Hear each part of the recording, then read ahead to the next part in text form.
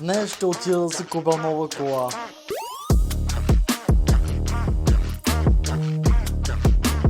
Здравейте и добре дошли в новото ми видео.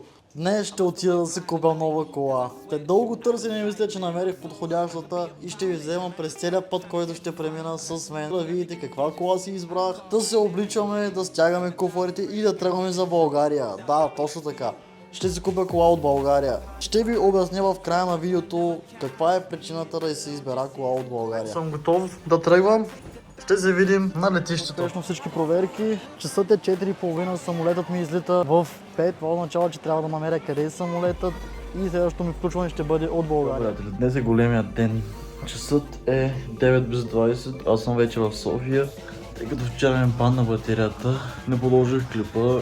Отидох и си видях с родителите на жена ми. След това дойдох в хотела и директно заспах. Точно за това не продължих видеото вчера, но вече съм готов да тръгваме. Колата с татко и малкият и отиваме да разваляме евраците. После ще ви кажем колко пъти имаме до колата. Така, по принцип бяхме тръгнали за Монтана да купим едно BMW E60, обаче спряхме да заредим и плановете ни малко се объркаха. Сега ще ви покажа каква е новата ми кола.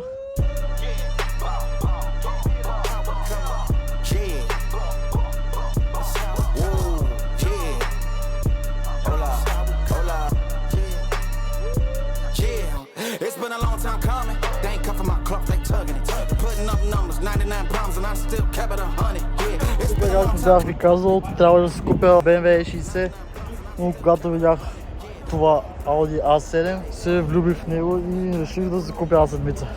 Междувременно, докато чакаме да се оправят документи на колата, решихме да дойдем на пазар, за да купим нещо на малкият. А пък мога да си купим и нещо, ако не хареса. Събрахме с новата придобивка. Покарахме я малко, покефихме се малко, колата изглежда наистина брутална и е мега яка. Със сигурност не е една от най-бързите, но не е и бавна. Вижте само каква стойка.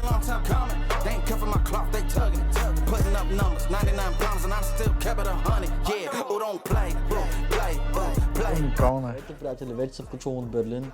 Вчера се прибрах с самолета. Оставих колата в България, защото все още не съм сигурен дали е надежна да се прибера с нея. Имам някъде около 2000 км и затова предпочетох да оставя колата на бащата на съпругата ми, за да може да я покара малко и ако има някакви проблеми по нея, да се отстранят, докато съм още в България.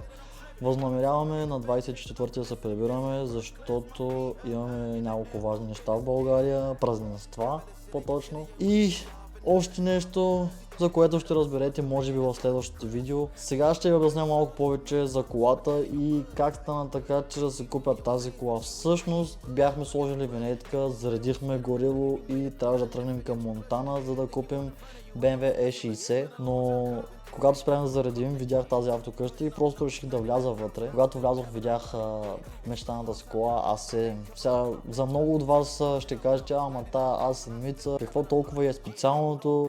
За някои хора може би да е нищо, но за мен е много, защото аз не съм богат човек. Работя на 2 места в Германия и се опитвам да постигна нещо с съпругата ми. И тази кола означава много за мен, защото по някакъв начин ние се стремим да вървим напред. След цялата работа, която сме свършили в Германия, започваме да виждаме и плодът от труда си. И това ме радва наистина много. На много от вас ще им е интересно как съм купил колата. Да, колата е купена на изплащане, парите не ги берем по дърветата и в момента не мога да дам тази сума в кеш, защото с тази сума, която струва колата, мога да направя нещо по-важно. И как ще направя, но ви казах, че ще видите в следващото видео. Сега малко характеристики за колата. Това е Audi A7 2011 година, 3 литров дизелов мотор с 245 коня. Разполага с абсолютно всички екстри, освен шибидаха. Доволен съм от това, което съм си купил. Както ви казах, това е една сбъдната мечта за мен, за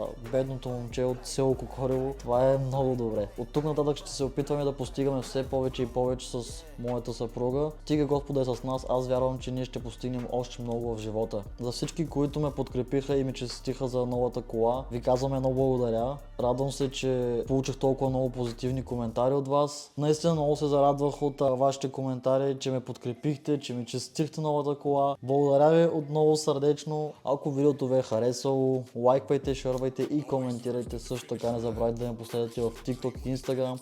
Това беше от мен, надявам се видеото да ви е харесало. Довиждане!